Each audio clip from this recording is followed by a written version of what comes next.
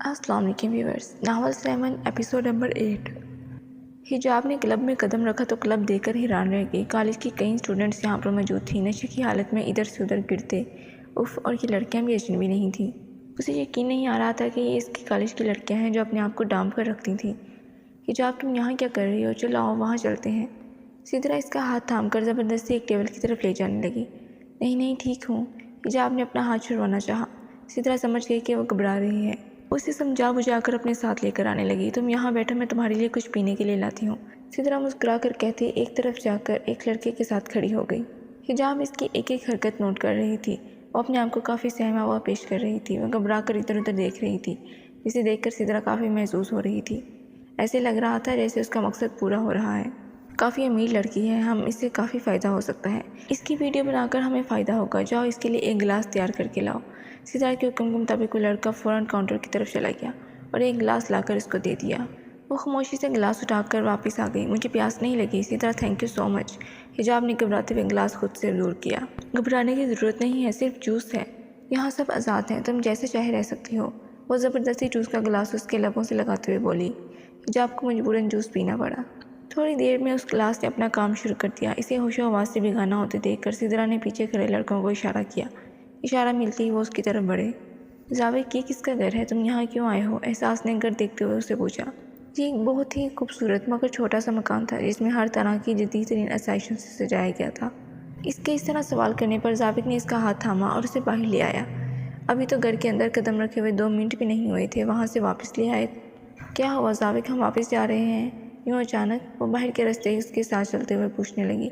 जब जावेद ने उसे दरवाजे पर लाकर उसका हाथ छोड़ा, दरवाजे के बोर्ड की तरफ इशारा किया, वो परेशान नज़रों से उसे देखते हुए बोर्ड को देखने लगी, जहाँ पर बड़े अल्फाज में एहसास जावेद शाह लिखा हुआ था। जावेद, क्या हमारा घर है? वो बोर्ड पर हाथ फेरते हुए बेयकीनी से पूछने लगी। हाँ मेरी जान, ये हमारा घर है, मेरा और तुम्हारा। शादी के बाद हम यहाँ ही रहेंगे। ये घर मैंने सिर्फ तुम्हारे लिए बनवाया है। मैंने बहुत सोचा है एहसास, फूफा जान से जिद लगाने का कोई मकसद नहीं है। वो ये घर चाहते हैं तो मैं देने के लिए तैयार हूँ। मानता हूँ मेरे माँ बाप की आखिरी निशानी है, लेकिन यादें तो दिल में होती हैं और मेरे माँ बाप मेरे दिल में ज़िंदा हैं, इसलिए मैं वो मकान उनके नाम करने के लिए तैयार हूँ। बस अब तुम यहाँ आने के लिए तैयार रहो।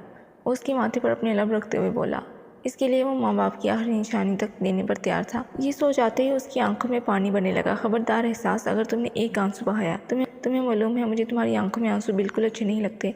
अब चलो मेरे साथ अंदर, अभी हमने पूरा घर देखना है, लेकिन सबसे पहले मैं तुम्हें अपना रूम दिखाता हूँ, जो सारे का सारा मैंने खुद डेकोरेट करवाया है। तुम्हें यकीनन बहुत पसंद आएगा। वो इसका हाथ थामे उसे ऊपर ले जाते हुए बोला। जब इसका फ़ोन बजा, ज़ैम का फ़ोन आते ही उसने एक नज़र एहसास को देखा और थोड़ा साइड पर होकर फ़ोन उठा लिया। सर, सिदरा ने हिजाब को ज़बरदस्ती कोई चीज़ पिलाई है। इसके बाद 2 लड़के उसे कमरे में ले गए हैं। न जाने उसके साथ क्या करने वाले हैं। प्लीज़ आप जल्दी आएँ। ज़ैम मैसेज देते हुए जल्दी से फ़ोन बंद कर गया ताकि किसी को शक ना हो। एहसास, तुम घर देखो, तब तक एक काम करके आता हूँ, और अगर मैं नहीं आ सका तो तुम बेशक ड्राइवर के साथ घर चले जाना। वो घर की चाबी इसके हवाले करते हुए बोला। ये तुम्हारा घर है, तुम जब चाहे यहाँ आ सकती हो। अगर काम ज़रूरी ना होता तो मैं इस तरह छोड़कर ना जाता। वो इसके माथे पर लब रखते हुए फ़ौरन बाहर की तरफ भाग गया, जबकि वो उसकी मजबूरी को समझते हुए मुस्कुराई। उसे सारी ज़िंदगी इसकी मजबूरियों को समझना था। वो सिर्फ इसका नहीं बल्कि पूरे वतन का था। वो इसकी सलामती की दुआएं मांगती ड्राइवर को घर छोड़ने का कहने लगी थी, क्योंकि ये घर वो उसके साथ ही देखना चाहती थी। हिजाब कमरे के अंदर भी होश पड़ी थी जब एक लड़के ने कैमरा ऑन किया और दूसरा लड़का शर्ट उतारते हुए उसकी तरफ बढ़ा था। सिदरा करीब ही करी किसी के आबरू को बेलिबास होते हुए देख रही थी।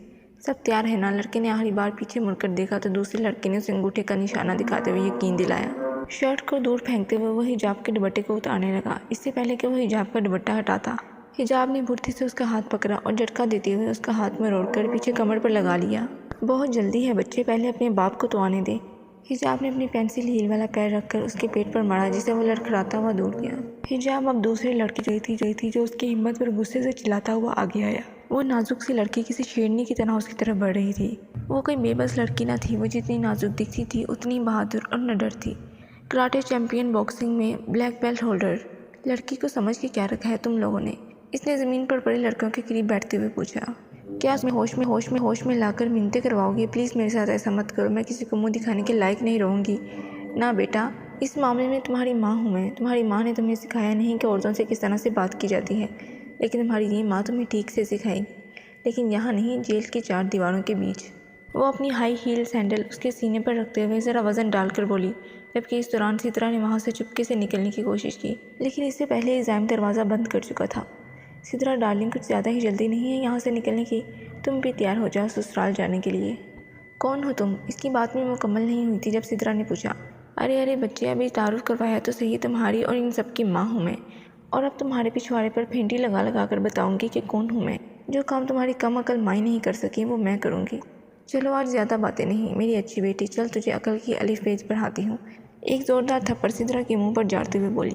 تمہیں کیا مجھے دیکھنے کے لیے بلایا گیا ہے؟ وہ زائم کو گھورتے ہوئے بولی، جو محبت پاش نظروں سے اس کے یہ انداز دیکھ رہا تھا۔ حجاب کو بھی موسیٰ کو تو اتنے پیار سے مخاطب نہیں کیا تم نے، زائم نے اپنے معصوم بچے کا نام لیتے ہوئے کہا، جس کی ماں کو اپنی اولاد سے زیادہ دوسروں کی اولاد کی ماں بننے کا شوق چڑھا تھا۔ زائم، کتنی بار کہا ہے تم سے کام کے دوران پرسنل لائف مت لایا کرو۔ چلو باہر، کلب میں ریڈ ڈال دی گئی ہے، سارے اسٹوڈنٹس پکڑے گئے ہیں، سر باہر ہے۔ حجاب کے غصے سے گھورنے پر زائم نے فوراً کہا، ہاں جلدی چلو، موسیٰ انتظار کر رہا ہوگا۔ آج صبح ہی اس نے مجھ سے چاکلیٹ کیک کھانے کی فرمائش کی تھی، حجاب آگے چلتے ہوئے بولی۔ 1 ارب کے قریب کیش مال اور اسلحہ برآمد ہوا، اس کلب سے جو سارا کا سارا انڈیا سے آیا ہوا تھا۔ بہت آسان سمجھ رکھا ہے انڈیا والوں نے ہمارے وطن کی جڑیں کاٹنا، لیکن شاید وہ لوگ یہ نہیں جانتے کہ سرحدوں پر آج بھی جوان کھڑے ہیں، جو ان کی ہر منصوبے کا منہ توڑ جواب دینے کے لیے ہر وقت تیار ہیں۔ ہم کنگ کو ایک بہت بڑا نقصان دینے میں کامیاب رہے ہیں۔ آدھا مشن ہم حل کر چکے ہیں، کیونکہ گینگ کے آدھے لوگ ہمارے قبضے میں ہیں، اور اس کی دولت کا سب سے بڑا حصہ بھی ہم ضبط کر چکے ہیں۔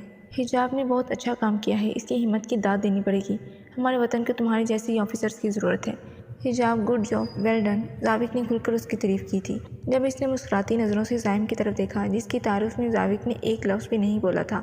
اس نے کیا ہی کیا تھا، صرف اینڈ پر زاوق کو فون کیا تھا، اور سب کچھ سمجھتے ہوئے پلان کے مطابق زاوق نے ٹائم پر ریڈ ڈال دی، لیکن پھر بھی وہ اپنی بیوی کی کامیابی پر بہت خوش تھا، اور اس سے بھی زیادہ خوشی اسے چاکلیٹ کیک کی تھی جو گڑھ چڑھ کر اسے ملنے والا تھا، کیونکہ اگر یہاں کچھ الٹا سیدھا ہو جاتا اور حجاب کا موڈ آف ہو جاتا تو اسے اور اس کے معصوم بچے موسیٰ کو کچھ بھی نہیں ملتا سوائے گوڑیوں کے۔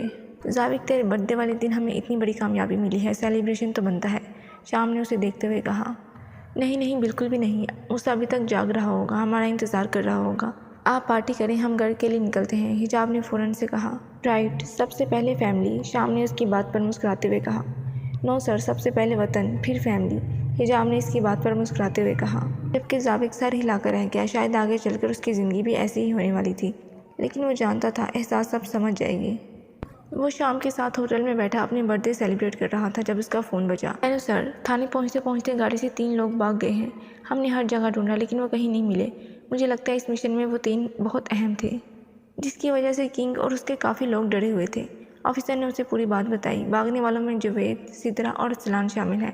فون رکھ کر اس نے شام کو ساری بات بتائی، لیکن اس کے لیے وہ اتنے پریشان نہیں تھے، یہ ان کے لیے کوئی بہت بڑی بات نہ تھی۔ اگر کلب تک پہنچ کر ان لوگوں کو گرفتار کر چکے تھے تو کنگ تک پہنچنا بھی ان کے لیے مشکل نہ تھا، کیونکہ اس کا بہت سارا مال اس کے قبضے میں تھا۔ وہ لوگ جو خاص تھے، کنگ انہیں بھگا چکا تھا، اور اب زاوق کو کنگ کو ڈھونڈنے کی ضرورت نہیں تھی، وہ خود اس پر حملہ کرنے والا تھا۔ وہ اس کے گروپ کے 4 لوگوں کی تفصیل لے کر ضرور ان کے ساتھ کچھ الٹا سیدھا کر کے اپنا پیسہ واپس لینے والا تھا۔ اس کے لیے زاوق، شام، حجاب اور زائم چاروں تیار تھے۔ حجاب اور زائم اپنے بیٹے موسیٰ کو کل ہی واپس بورڈنگ بھیجنے والے تھے، جبکہ شام کو اس کی بات کی کوئی ٹینشن نہ تھی۔ اس کی کوئی فیملی نہ تھی، وہ یتیم تھا جو اپنے وطن کے لیے کچھ کرنے کی خاطر آرمی جوائن کر چکا تھا، جبکہ زاوق کے بارے میں انفارمیشن نکالنا اتنا آسان نہ تھا۔ زاوق کے بارے میں آرمی والے بھی بس اتنا ہی جانتے تھے کہ اس کے والدین ایک ایکسیڈنٹ میں گزر چکے ہیں۔